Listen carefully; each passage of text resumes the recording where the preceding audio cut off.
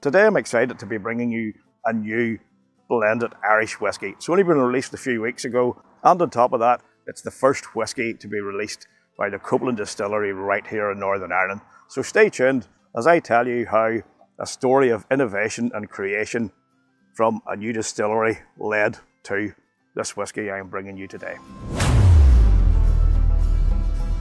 What about you, whiskey lovers, and welcome to another episode of Whiskey Straight with me, Big Al. And yes, it's a new Irish whiskey, and you know I love bringing you guys new things whenever I can. And in the interests of openness and transparency, I was sent a sample of this by the Copeland distillery specifically for a review. But as always, it will be my thoughts and my thoughts only. Copeland distillery is known as the home of Northern Ireland's coastal spirit. And that's because it's based in the town of Donaghadee, which is on the northeast coast there of Northern Ireland. And it takes its name from the Copeland Islands, which are just over 2 miles off the coast between here and Scotland. But because of its close proximity to Northern Ireland, the islands are actually a part of our country. So the story of Copeland distillery is actually quite an interesting one, because it all began in the summer of 2016 with a crowdfunding campaign, and that led to the company creating gin fusion products. And since then, the company has created some award-winning gins and rums. But in 2019, a distillery was built, and now this Merchant's Quay blended Irish whiskey is their first release. But you'll be happy to know that of the 3 stills in the distillery, 2 of which are dedicated to whiskey, they are currently in the process of making single malt and pot still whiskey, and they're planned to have a first release in 2024, so good things to come.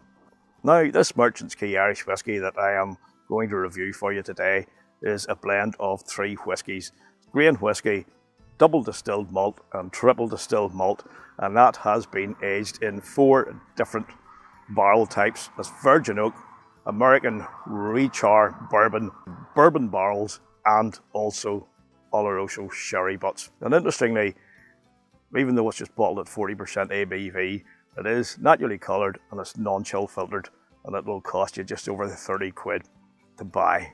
If you want to find out a wee bit more about the distillery, all the relevant links are in the description down below, and I would encourage you to go and check it out, because it is an interesting story, and if you're local, it's good to support local as well. So as usual, if you've got a pour of this, wing it into your glass. If not, put in a wee tipple of whatever takes your fancy and we'll drink along together. So we'll start off on the nose. Sláinte.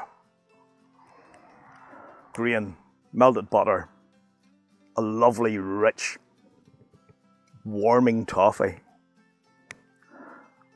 and that gives way to a hint of barrel char, some nice light fruity spicy element going on there as well, and now I'm getting a lovely fresh rich aroma of vanilla pod, some mellow coffee coming in the back of that, and dried fruits now coming obviously from the Oloroso sherry butts. And what's nice about this is it's not too dark.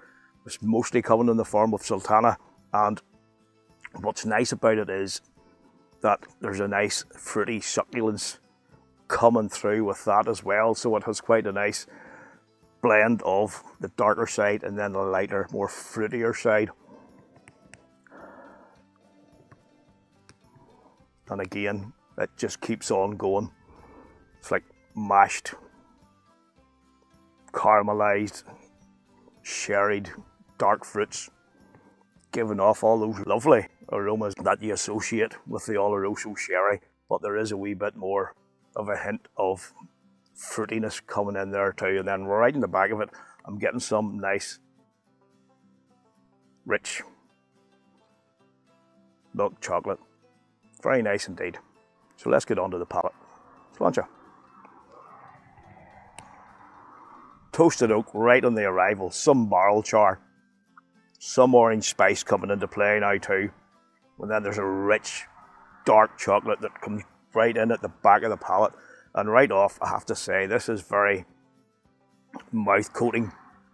It's got a lovely, rich, creamy mouthfeel.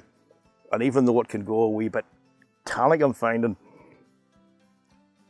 the blend of that dark and more succulent, sherry influenced dark fruits does keep it really alive in the mouth. Vanilla pod.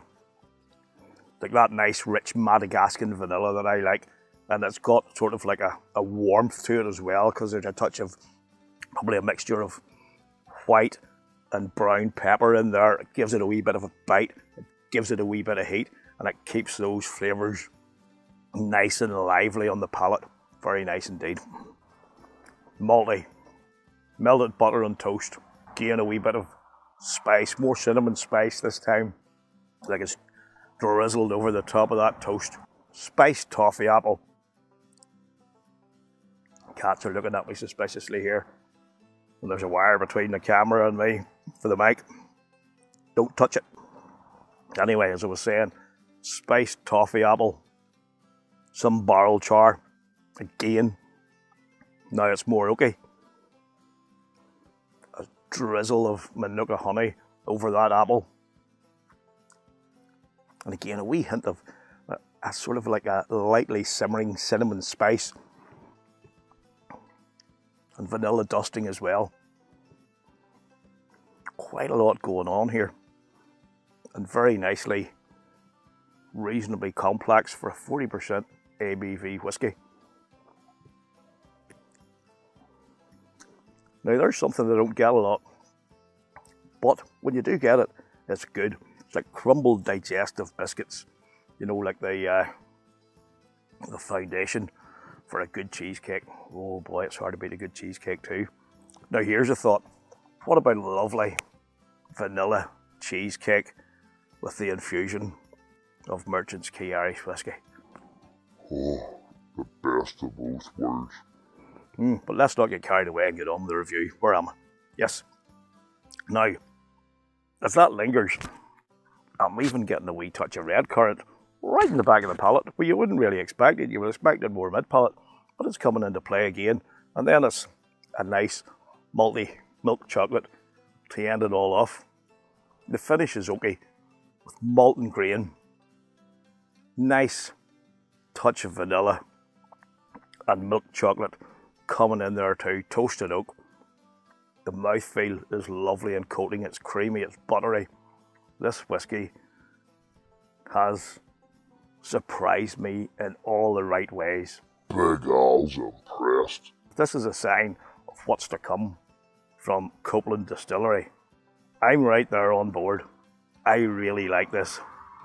Good flavours, good aromas, great mouthfeel, good price. It's just whiskey that's been done right. I really, really like this. In fact, this one has impressed me right up there with a couple of the higher end whiskies I've had this year. Definitely a staple on my shelf from now on. And kudos and well done to you guys down at Copeland. This is bloody good stuff.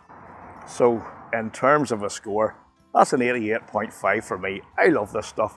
And there'll be more. In fact, I did have a wee sneaky sample beforehand, and I liked it that much. I have since acquired 2 bottles of it. That's how much I like it, and that should tell you something. I'm not bullshitting. That tells you the story in itself. So, anyway, folks, hope you enjoyed the review. Really, really do recommend you try the Copeland Merchant's Quay whiskey if you get the chance to. In fact, go out and look for it. Pick a bottle up. If you like Irish whiskey, you'll love this stuff. So, anyway, thanks for hanging out once again, folks. Appreciate your ongoing support. Special thanks to you guys who support me through Subscribestar and Patreon. And until the next time, guys, look after yourselves, look after each other, and keep on drinking your whiskey the way you like it. Sláinte.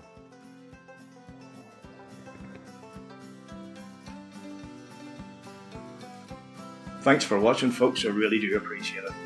Please check out these other reviews, and if you'd like to support the channel, the best way is by subscribing, liking and commenting. And don't forget to ring that bell for all video notifications so you don't miss out on any future content. Cheers.